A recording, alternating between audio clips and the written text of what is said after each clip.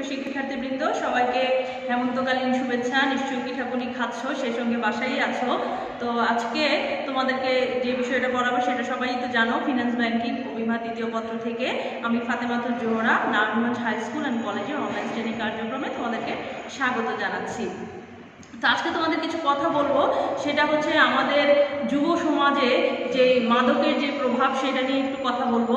তোমরা অবশ্যই কিন্তু এ সকল মাদক দ্রব্য বা নেশা জাতীয় দ্রব্য থেকে দূরে থাকবে। নেশা জাতীয় দ্রব্য বলতে জানো তো কি, যেগুলো খেলে হচ্ছে আমাদের নেশা হয়, যেমন তামাক হতে পারে, সিগারেট হতে পারে, ইয়াবা হতে পারে, এই সকল জিনিসপত্র থেকে আমরা দূরে থাকবো। কারণ আমাদের যে সমাজ ব্যবস্থা, আমাদের যে সমাজ, এই সমাজের ভিত হচ্ছে তোমরা যারা তরুণরা হচ্ছে সমাজের ভিত।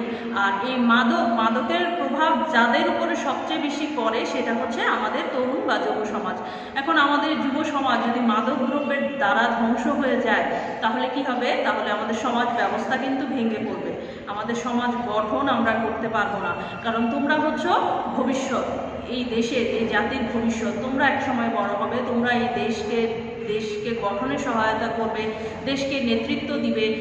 বাইরে যারা আছে, দেশের বাইরে যারা আছে, তারা হচ্ছে তোমাদের মাধ্যমে আমাদের দেশকে তারা চিনবে, তোমরা হচ্ছে আমাদের দেশে প্রতিনিধিত্ব করবে। তো এই সকল নেশা জাতীয় দ্রব্য যদি তোমাদের মধ্যে ছড়িয়ে পড়ে তাহলে কি হবে? তাহলে কিন্তু আমাদের সমাজের ব্যাপক ক্ষতি হয়ে যাবে। তাই তোমাদের কাছে আমি অনুরোধ করছি যে তোমরা এই সকল দ্রব্য থেকে দূরে থাকবে।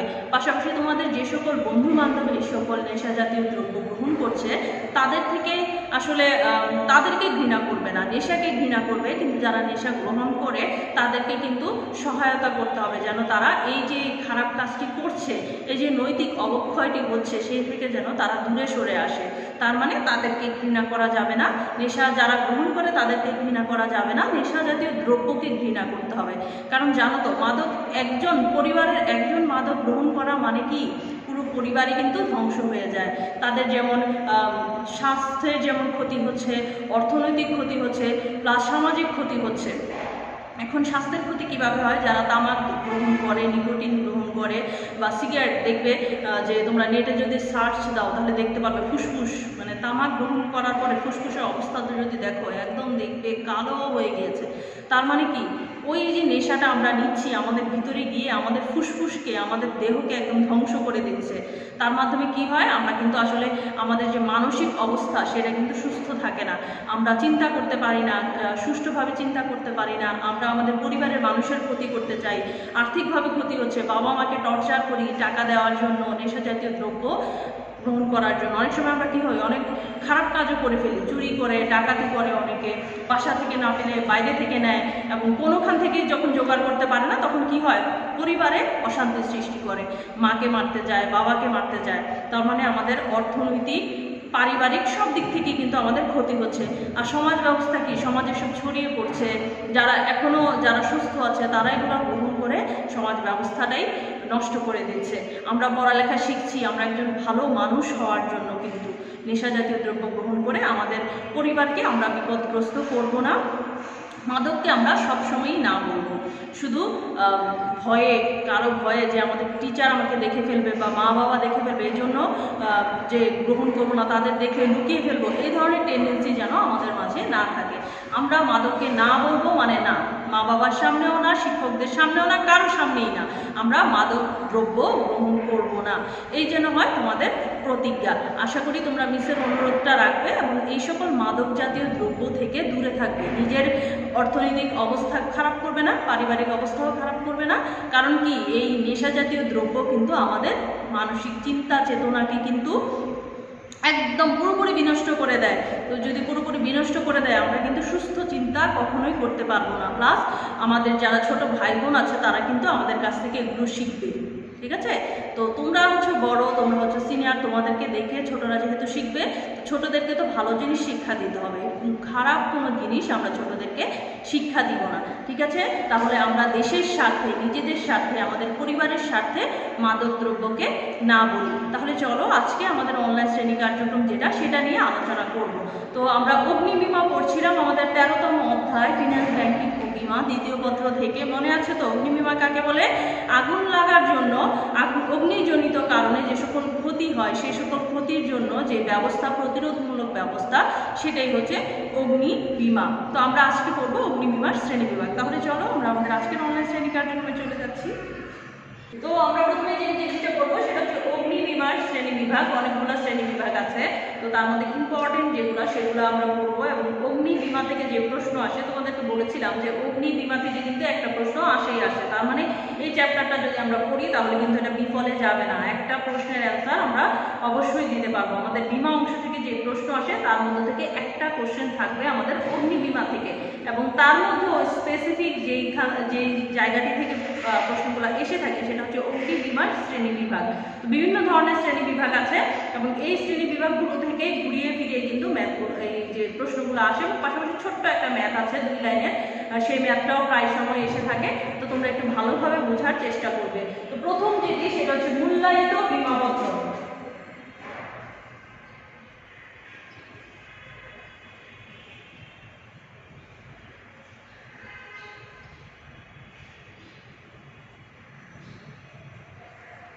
মূল্যায়িত বীমাপত্র নিয়ে আলোচনা করব। মূল্যায়িত বীমাপত্র হচ্ছে যে বীমা চুক্তিতে উভয় পক্ষের সম্মতিক্রমে, উভয় পক্ষ বলতে বীমাকারী এবং বীমা গ্রহীতা, তার মানে হচ্ছে আমরা সাধারণ জনগণ, আমরা কি করব, আমরা হচ্ছে বীমা করতে যাব বীমা কোম্পানির কাছে, এবং বীমা কোম্পানি হচ্ছে আমাদের বীমাটা করবে। তাহলে বীমা কোম্পানি হচ্ছে বীমাকারী, আমরা হচ্ছে বীমা গ্রহীতা। তো উভয় পক্ষের সম্মতিক্রমে বীমা চুক্তিতে হচ্ছে একটা নির্দিষ্ট পরিমাণ অ্যামাউন্ট যেটা থাকবে, মূল্য, সেই মূল্যের উল্লেখ থাকবে, সেটাকে বলা হয় মূল্যায়িত বীমাপত্র। ধরো আমি একটি বীমা করতে যাচ্ছি রূপালী ইন্স্যুরেন্স কোম্পানির কাছে, সেক্ষেত্রে আমি কি করবো, বীমা কোম্পানির কাছে আমার একটা সম্পত্তির জন্য 1 লক্ষ টাকা বীমা করব, এবং এটা হচ্ছে নির্দিষ্টই কিন্তু থাকবে যে আমার যদি ক্ষতি হয় সম্পত্তি, সেক্ষেত্রে বীমা কোম্পানি আমাকে 1 লক্ষ টাকা ক্ষতিপূরণ দিবে, এবং এটা কিন্তু পূর্বেই নির্ধারণ করে দেওয়া থাকবে। বীমা চুক্তিতে আমরা যখন 2 পক্ষই চুক্তিতে সাইন করব, সেক্ষেত্রে কিন্তু ওখানে উল্লেখ করা থাকবে যে 1 লক্ষ টাকা হচ্ছে বীমা করছি। তো এইরকম বীমার একটা বিশেষ বৈশিষ্ট্য হলো যে চুক্তি তো হয়ে গেল, বীমা অলরেডি চলছে, আমি প্রিমিয়াম দিচ্ছি, তো হঠাৎ করে আমার সম্পত্তির কি হয়ে গেল, ক্ষতি হয়ে গেল। এখন ক্ষতি হওয়ার কারণে আমাকে কিন্তু পরবর্তীতে কিন্তু কোনো ধরনের প্রমাণপত্র বীমা কোম্পানির কাছে পেশ করতে হবে না। কারণ অন্যান্য বীমাপত্রে যেমন যদি ক্ষতি হয় সেক্ষেত্রে হচ্ছে ক্ষতির কারণ প্রমাণ হিসেবে সেখানে উপস্থাপন করতে হয়, কিন্তু মূল্যায়িত বীমাপত্রের ক্ষেত্রে প্রথমে ওই যে মূল্যটা নির্ধারণ করে দিল, পরবর্তীতে কিন্তু কোনো ধরনের এক্সট্রা কোনো প্রমাণ সেখানে উপস্থাপন করতে হবে না। এবং যখন ক্ষতি হবে সেক্ষেত্রে বীমা কোম্পানি যাচাই করে দেখবে এটা কি আংশিক ক্ষতি হলো নাকি সম্পূর্ণ ক্ষতি হলো। যদি আংশিক ক্ষতি হয়, এই যে 1 লক্ষ টাকার মধ্যেই সেই আংশিক ক্ষতিপূরণ তারা দিবে, এবং যদি আংশিক ক্ষতি নির্ধারণ করা সম্ভব না হয় সেক্ষেত্রে ওই ক্ষতিটাকে সামগ্রিক ক্ষতি, মানে সব কিছুই পুরো 1 লক্ষ টাকারই ক্ষতি সংঘটিত হয়েছে ধরে নিয়ে সম্পূর্ণ টাকাটাই যে বীমা গ্রহীতা যিনি আছেন তাকে পরিশোধ করে দেওয়া হয়, তাকে বলা হয় মূল্যায়িত বীমাপত্র। খুবই ইম্পর্টেন্ট, এটা তোমরা কিন্তু খুব ভালোভাবে জানবে, সৃজনশীল হিসেবে কিন্তু এটা এসে থাকে। তারপর যেটা 2 নম্বর, সেটা হচ্ছে অমূল্যায়িত বীমাপত্র।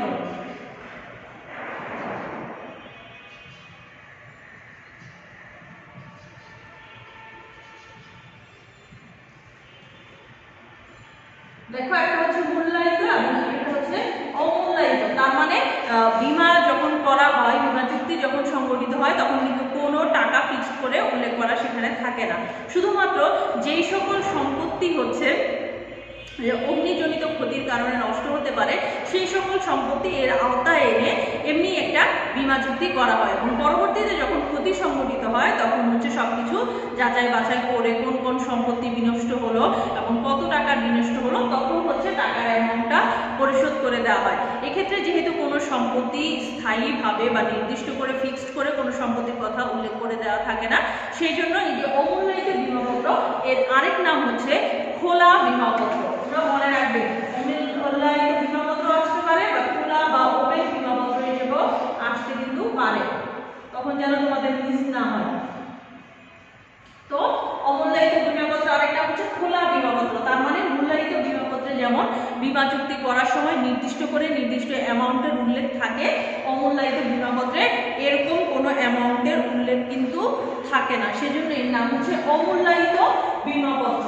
তারপরে নাম্বার 3 যেটা সেটা হচ্ছে নির্দিষ্ট বীমাপত্র।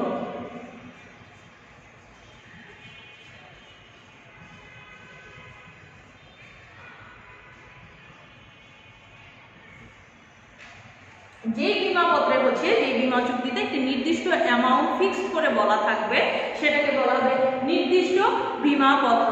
যেমন ধরো আমার এবং আমার যে বীমা কোম্পানি আছে তার মধ্যে চুক্তি হলো তারা আমাকে ক্ষতিপূরণ হিসেবে 10,000 টাকা প্রদান করবে।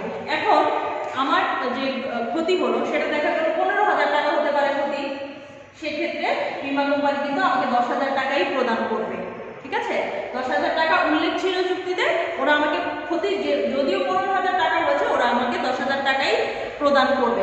আবার হতে পারে যে কম হলো ক্ষতি, যেমন ধরো 5,000 টাকার ক্ষতি হলো, আগুন লাগার ফলে আমার সম্পত্তি হচ্ছে 5,000 টাকার ক্ষতি হলো, তারপরও তারা কিন্তু আমাকে ঠিক 10,000 টাকা ক্ষতিপূরণই দিবে। এই জন্য এর নাম হচ্ছে নির্দিষ্ট বীমাপত্র, যে টাকার অ্যামাউন্টটা নির্দিষ্ট করে লেখা থাকে। কম হলেও সেই পরিমাণ টাকাই পরিশোধ করবে এবং যদি ক্ষতির পরিমাণ বেশিও হয় বীমা কোম্পানি আমাকে সেই পরিমাণ টাকাই পরিশোধ করবে, এর বেশি পরিশোধ করবে না। নির্দিষ্ট যেহেতু ফিক্সড সেজন্য এটাকে বলা হয় নির্দিষ্ট বীমাপত্র। তারপরে নাম্বার 4 আমরা যেটা বলবো সেটা হচ্ছে গড়পরতা বীমাপত্র। গড়পরতা বা এমআরএস সিস্টেম যেটা,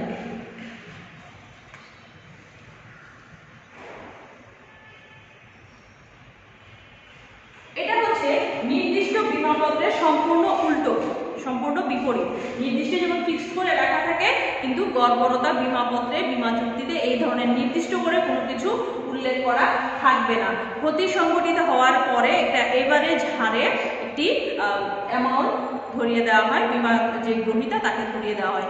এই যে গড়পরতা বীমাপত্র এর মধ্যে কিন্তু আমাদের ছোট্ট একটা ম্যাথ আছে, তো চলো ম্যাথটা দেখে নিই, পরবর্তীতে বাকি যে অংশগুলো আছে সেগুলো পড়ব। তো দেখো এখানে আমি একটি ম্যাথ উঠিয়ে দিয়েছি তোমাদের জন্য, যে মনে করি 50,000 টাকার সম্পত্তি, একটি সম্পত্তি ধরো কারো একটি সম্পদ আছে সেটা হচ্ছে 50,000 টাকার, সেই সম্পত্তিটি বীমা করা হলো 40,000 টাকা, আর আগুনে ক্ষতিগ্রস্ত হলো, ক্ষতিগ্রস্ত হওয়ার পরে সেই দামটা নির্ধারণ করা হলো 20,000 টাকা। তাহলে গড়পরতা বীমাপত্র অনুযায়ী বীমা দাবির পরিমাণ কত হবে সেটা নির্ধারণ করবো। আসলে এই বীমাপত্রটা করা হয় অনেক সময় দেখা যায় কি অসাধু যারা আছে ব্যবসায়ী, তারা ব্যবসা করার জন্য বা বীমা কোম্পানির কাছ থেকে বেশি টাকা আদায় করার জন্য দেখা যায় বেশি অ্যামাউন্ট বসিয়ে বা বেশি সম্পত্তির মূল্য বেশি দেখিয়ে বেশি টাকা আদায় করতে চায়।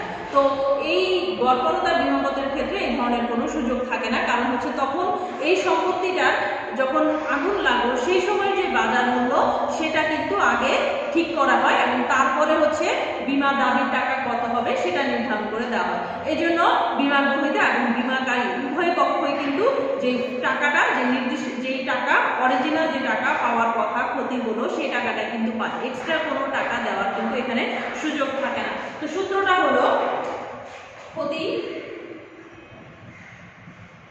ইজ ইকুয়াল টু বীমাপত্রের মূল্য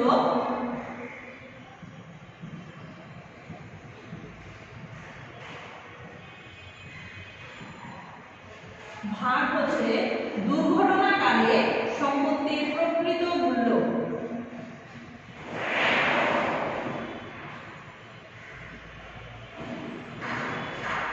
ছোট ম্যাথ হলেও প্রায় সময় এসে থাকে, যেহেতু যদি তোমরা সূত্রটা পারো তাহলে কিন্তু খুব ইজিভাবে অ্যান্সারটা করতে পারবে এবং দেখা যায় অন্যান্য সৃজনশীল কোশ্চেন যেমন অনেক বেশি লিখতে হয়, কিন্তু এই ম্যাথটার ক্ষেত্রে হচ্ছে খুব ছোট একটা ম্যাথ, বিজ্ঞানের একটা ম্যাথ, খুব ছোট মানে সংক্ষিপ্ত আকারে লিখে কিন্তু তোমরা ফুল মার্কস পেয়ে যেতে পারবে। দেখো কি হবে, বীমাপত্রের মূল্য ভাগ হবে দুর্ঘটনাকালে সম্পত্তির প্রকৃত মূল্য ইনটু হচ্ছে ক্ষতির পরিমাণ। তাহলে আমরা এখানে কত টাকার জন্য বীমা করেছিলাম? আমরা করেছিলাম 40,000 টাকার জন্য বীমা করেছিলাম। 50,000 টাকার সম্পত্তি 40,000 টাকায় বীমা করা হলো এবং দুর্ঘটনাকালে দেখা গেল যে সম্পত্তিটির মূল্য হচ্ছে 20,000 টাকা।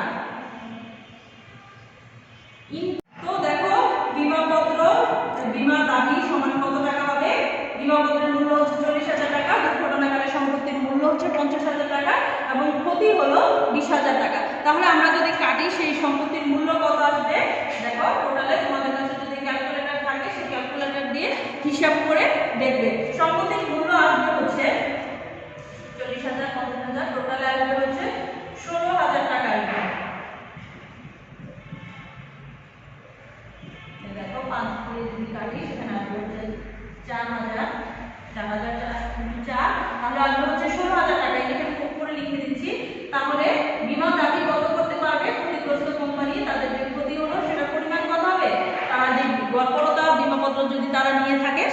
তারা হচ্ছে এই 20,000 টাকার জন্য 16,000 টাকা বিমা দাবি করতে পারবে বিমা কোম্পানির কাছে। আবারও বলি যে এই ক্ষেত্রে যেহেতু এক্সট্রা টাকা নেওয়ার কোনো সুযোগ নেই, কারণ হচ্ছে বাজার মূল্যটা বিবেচনা করা হয়। কারণ দেখো এই সম্পত্তিটার মূল্য কিন্তু যখন ক্ষতিটা হলো, সম্পত্তির মূল্য যদিও 40,000 টাকার জন্য বিমা করা হলো, সম্পত্তির মূল্য যেহেতু এখানে ধরা হয়, সেক্ষেত্রে কিন্তু আসলে উভয় পক্ষের আসলে লাভ হয়, লস হওয়ার কোনো সুযোগ থাকে না। তাহলে চলো আমরা নেক্সট যে বিমাপত্রগুলো আছে আমাদের শ্রেণী বিভাগে সেগুলো সম্পর্কে এবার আমরা যেটা জানবো সেটা হচ্ছে ভাসমান বা ছাউনি বিমাপত্র। ভাসমান বিমাপত্র কাকে বলে? অনেক বড় বড় ব্যবসায়ী আছে যারা বিমা করে এবং কর্পোরেট লেভেলে যারা আছে তাদের অনেক সম্পত্তি থাকে এবং দেখা যায় একই জায়গায় কিন্তু ব্যবসাগুলো হয় না, বিভিন্ন শহরে হতে পারে বা দেশ এবং দেশের বাইরেও হতে পারে। তো অনেক জায়গায় ব্যবসা প্রতিষ্ঠান থাকার কারণে তাদের কিন্তু নির্দিষ্ট করে বিমা করার কোনো সুযোগ থাকে না। সেক্ষেত্রে তারা কি করে, একটি গড়পড়তা হারে একটি বিমা করে তাদের সকল সম্পত্তির জন্য। তার মানে দেশের ভিতরে দেশের বাইরে যত সম্পত্তি আছে তারা টোটাল সম্পত্তির জন্য একটি বিমাপত্র ক্রয় করে এবং সেই চুক্তিটি করে। এই চুক্তিটিকে বলা হয় ভাসমান বিমাপত্র। ঠিক আছে, একাধিক সম্পত্তির জন্য, যেগুলো হচ্ছে একই জায়গায় অবস্থিত নয়, অনেক জায়গায় অবস্থিত করে, দেশ এবং দেশের বাইরে বিভিন্ন জায়গায় অবস্থিত, তার জন্য যে বিমাপত্র করা হয় সেটাকে বলা হয় ভাসমান বা ছাউনি বিমাপত্র। ঠিক আছে, এরপরে আমরা যেটা বলবো সেটা হচ্ছে বাড়তি বিমাপত্র।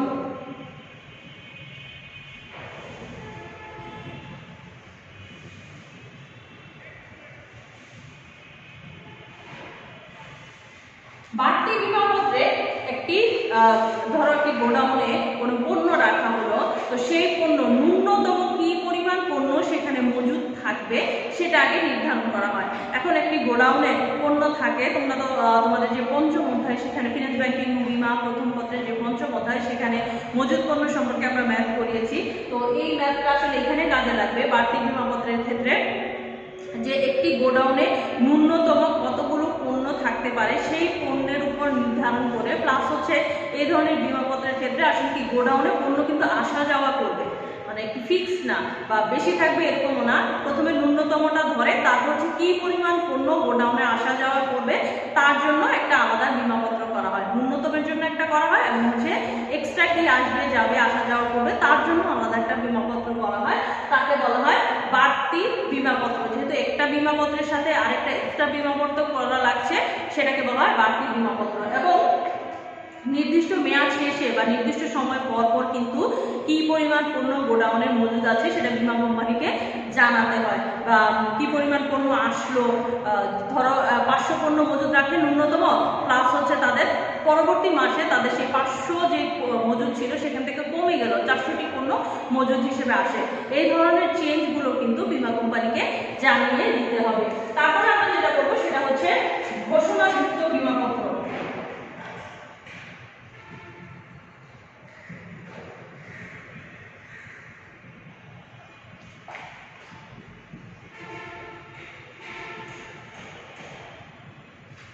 তো বাড়তি বিমাপত্রের ক্ষেত্রে আমরা বলেছিলাম ন্যূনতম পণ্যের মজুদ নিয়ে এটা হচ্ছে আলোচনা করে। আর ঘোষণাযুক্ত বিমাপত্রের ক্ষেত্রে যে গোডাউনের সর্বোচ্চ পরিমাণ কি কতটুকু পণ্য মজুদ থাকতে পারে সেটা হচ্ছে বিমা কোম্পানিকে জানাতে হবে এবং জানানোর পরে সেই যে সর্বোচ্চ মজুদ সেই মূল্যের উপরে 75% করে সেই টাকাটা প্রিমিয়াম হিসেবে বিমা কোম্পানিকে পরিশোধ করে দিতে হবে।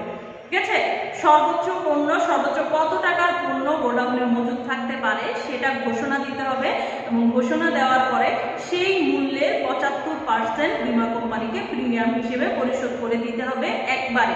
তো সেটাকে বলা হয় ঘোষণাযুক্ত বিমাপত্র। এবং পরবর্তীতে কি হয়, সর্বোচ্চ মজুদ থাকলো এবং এগুলো তো ইউজ হবে, মজুদ পণ্য ইউজ হয়, হয়তো বিক্রয় করে দিতে পারে বা পরবর্তী উৎপাদনে ব্যবহার করতে পারে। তো এগুলো যখন কমবে আস্তে আস্তে সেগুলো হচ্ছে বিমা কোম্পানিকে জানাতে হবে এবং পরবর্তীতে প্রিমিয়ামটা সেই হারে সমন্বয় করে দেওয়া হবে। এটাকে বলা হয় ঘোষণাযুক্ত বিমাপত্র। তারপর হচ্ছে পুনঃস্থাপন বিমাপত্র।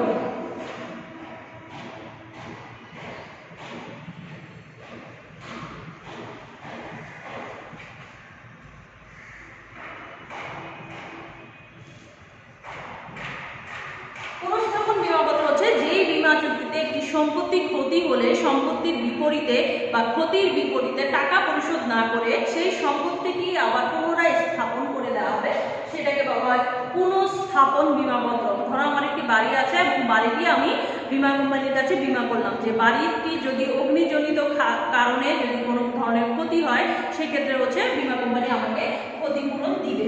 এখন বাড়িতে আগুন লাগলো এবং বাড়িটি পুড়ে গেল, সেক্ষেত্রে বিমা কোম্পানি কিন্তু আমাকে টাকা পরিশোধ করবে না, বরং আমার বাড়িটি করতে যা যা লাগবে বিমা কোম্পানি দরকার হলে তাদের হয়তো আমার বাড়িটি আমি যত টাকা মূল্য দিয়ে বাড়িটি করেছিলাম তার থেকে বেশি মূল্য লাগতে পারে, কিন্তু বিমা কোম্পানি আমার বাড়িটি আগে যে অবস্থায় ছিল ঠিক সেই অবস্থায় আবার আমার বাড়িটিকে তারা রিফর্ম করে দেবে। এটাকে বলা হয় পুনঃস্থাপন বিমাপত্র। এগুলোই ছিল তোমাদের ইম্পর্টেন্ট। আরো কিছু শ্রেণী বিভাগ আছে, তার মধ্যে এগুলো আমরা যে 8টা বললাম সেই 8টাই কিন্তু মোস্ট ইম্পর্টেন্ট এবং আমার কাছে এই চ্যাপ্টার থেকে কোশ্চেন আসলে কিন্তু এখান থেকেই বেশিরভাগ সময়ে এসে থাকে। এবার আমরা জানবো অগ্নিজনিত ক্ষতি এবং সেই ক্ষতি বা অপচয়ের কারণগুলো কি কি। এখন আমরা পড়ব অগ্নিজনিত ক্ষতি বা অপচয়। অগ্নিজনিত ক্ষতিটা কি? সেই অগ্নি বীমা থেকেই কিন্তু আসে। অগ্নিজনিত ক্ষতি হচ্ছে আগুন লাগার ফলে যে ক্ষতিটা হয় সেটাকে বলা হয় অগ্নিজনিত ক্ষতি বা অপচয়। অপচয় কখন হয়? যখন হচ্ছে আমরা ইচ্ছা করে করি তখন কিন্তু সেটা অপচয় হয়। তো অগ্নিজনিত অপচয় ও ক্ষতি হচ্ছে দুই ধরনের কারণ আছে। প্রথম যেটা সেটা হচ্ছে প্রাকৃতিক কারণ, নেচারালি প্রাকৃতিক বিভিন্ন দুর্ঘটনার কারণে ঘটে থাকে, সেগুলো হচ্ছে প্রাকৃতিক কারণ। আর এটা হচ্ছে নৈতিক কারণ। নৈতিক কারণটা কি হয়? যে মানুষের আসলে অসৎ মানুষের দ্বারা বা নিজেদের কারণে যেগুলো হয়ে থাকে, পারিপার্শ্বিক আমাদের যে চরিত্র সেই চরিত্র যখন নৈতিক অবক্ষয় হয় তখন আমরা যখন নিজের ইচ্ছায় কোনো ক্ষতি করি সেটা আসলে আমাদের নৈতিক অবক্ষয়, সেটা হচ্ছে নৈতিক কারণ। তো দুই ধরনের কারণ আছে, প্রাকৃতিক কারণ এবং হচ্ছে নৈতিক কারণ। তো প্রাকৃতিক কারণ কি হতে পারে? প্রথম হচ্ছে ত্রুটিপূর্ণ নির্মাণ কাঠামো হতে পারে, আগুন লাগতে পারে ত্রুটিপূর্ণ নির্মাণ কাঠামোর কারণে।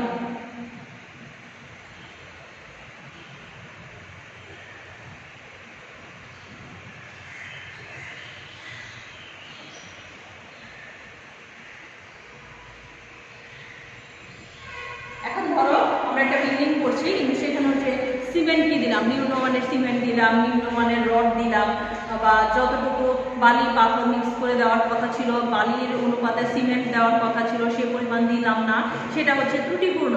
যে ত্রুটিপূর্ণ কারণে যদি কোনো ক্ষতি হয় সেটা হচ্ছে প্রাকৃতিক কারণ হিসেবে গণ্য হবে। মানে নির্মাণ কাজে কোনো ত্রুটি যদি থেকে যায়, কোনো কমতি যদি থেকে যায়, সে কারণে যে ক্ষতিটা হবে সেটা হচ্ছে ত্রুটিপূর্ণ কারণ। তারপর হতে পারে ত্রুটিপূর্ণ তাপ ব্যবস্থা।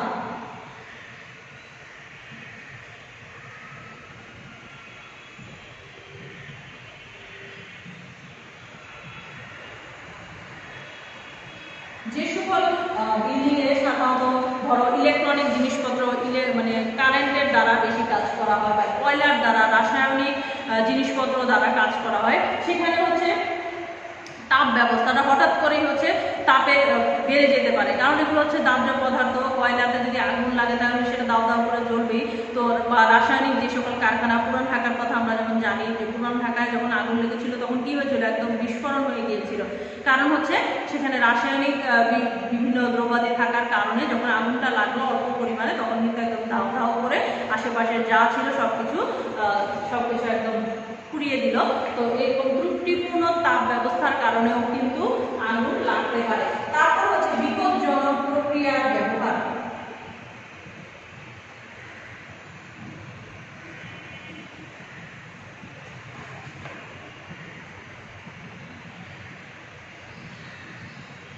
বিভিন্ন ধরনের যে সকল ব্যবসা আছে, রাসায়নিক কারখানায় যারা কাজ করে বা বিভিন্ন ধরনের যন্ত্রপাতি আছে যেগুলো হচ্ছে দাহ্য পদার্থ, যেগুলা কেমিক্যাল জাতীয়, তো ওই সকল প্রতিষ্ঠানে কি হয়? খুবই সতর্কতার সাথে ব্যবসা করতে হয় এবং প্রক্রিয়াগুলো যদি একটু কম বেশি হয়, প্রক্রিয়াগুলো যদি প্রসেসিংয়ে যদি একটু কম বেশি হয়, সেক্ষেত্রে যদি আগুন লেগে যায় তাহলে কি হয়?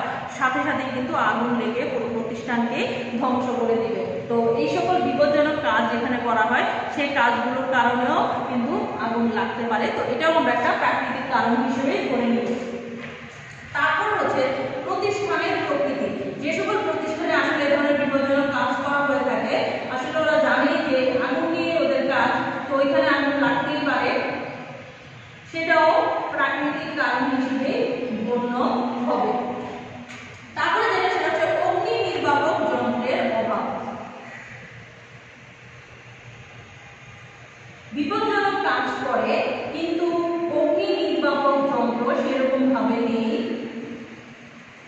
হবে, তখন কিন্তু আগুনটা নিভানো কষ্টকর হয়ে যাবে। যেমন বসুন্ধরা সিটিতে যখন আগুন লেগেছিল তোমরা দেখেছিলে, তখন কিন্তু অগ্নি নির্বাপক যন্ত্রগুলো কিন্তু সঠিকভাবে কাজ করছিল না, বা আগুন নিভানোর জন্য যতটুকু যন্ত্রের দরকার প্রয়োজন হতো সেই ততটুকু ধরনের অগ্নি নির্বাপক যন্ত্র কিন্তু ওই বসুন্ধরা সিটিতে ছিল না, যার কারণে হচ্ছে আগুনটা দাও দাও করে ছড়িয়ে পড়েছে। তো এইগুলোকেও কিন্তু আমরা প্রাকৃতিক কারণ হিসেবে উল্লেখ করতে পারি। এরপরে আমরা আসবো নৈতিক কারণে। নৈতিক কারণ কি হতে পারে? স্বেচ্ছাপ্রণোদিত হতে পারে। কেউ এক্সট্রা টাকা ইনকাম করার জন্য দেখা গেল ব্যবসায় লস হচ্ছে, সে নিজের ইচ্ছায় কিন্তু বীমা কোম্পানির কাছ থেকে টাকা আদায় করার জন্য কি করতে পারে? স্বেচ্ছাপ্রণোদিত হয়ে নিজের প্রতিষ্ঠানে কিন্তু আগুন লাগিয়ে দিতে পারে। এটা কিন্তু আসলে একটা নৈতিক অবক্ষয় মানুষের। তারপর কি হতে পারে? শত্রুর দ্বারা আক্রমণ হতে পারে। ব্যবসায় রাইভাল যারা থাকে, প্রতিযোগী যারা থাকে, তারা কি করে? যদি দেখে যে আমার প্রতিষ্ঠান থেকে তার প্রতিষ্ঠানে বেশি লাভ হচ্ছে, বা আমার প্রতিষ্ঠান থেকে অন্য প্রতিষ্ঠান প্রতিযোগিতা এগিয়ে যাচ্ছে, তখন তারা কি করতে পারে? নিজেরাই ইচ্ছা করে যে প্রতিযোগী প্রতিষ্ঠান আছে সেখানে কিন্তু আগুন লাগিয়ে দিতে পারে। আরেকটা হতে পারে অবহেলা ও অসতর্কতা।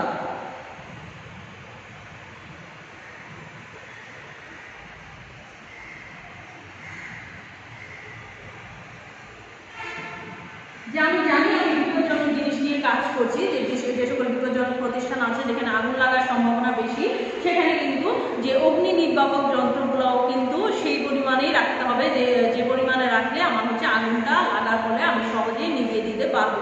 কিন্তু আমরা অবহেলা এবং অসতর্কতার জন্য কিন্তু আমরা কি করি? এই ধরনের যন্ত্রপাতি রাখি না, বা এই ধরনের যন্ত্রপাতি মেরামত করার প্রয়োজন হয়, তখন কিন্তু আমরা অসচেতনতার কারণেই হোক আর অবহেলাই হোক আমরা কিন্তু সেগুলা করি না। তাহলে দেখা গেল যে দেখো অগ্নিজনিত কি কি কারণ হতে পারে? দু ধরনের কারণ। প্রাকৃতিক কারণ, যেটা হচ্ছে স্বাভাবিকভাবেই হয়ে থাকে প্রাকৃতিক বিভিন্ন বিপর্যয়ের কারণে। আরেকটা হচ্ছে নৈতিক, আমরা ইচ্ছা করে যেটা করে থাকি। তো এই হচ্ছে আমাদের যে 13তম অধ্যায়, তার সমাপ্তি হলো এর মাধ্যমে। যেহেতু বলেছি চ্যাপ্টারটা খুবই ইম্পর্টেন্ট, তাহলে সবাই একটু মনোযোগ সহকারে শ্রেণী বিভাগগুলো এবং পুরো চ্যাপ্টারটাই ভালোভাবে পড়বে। ইনশাআল্লাহ নেক্সট ক্লাসে নেক্সট অন্য কোনো চ্যাপ্টার নিয়ে আবার হাজির হব। ততদিন পর্যন্ত সবাই ভালো থাকো, সুস্থ থাকো, নিরাপদে থাকো।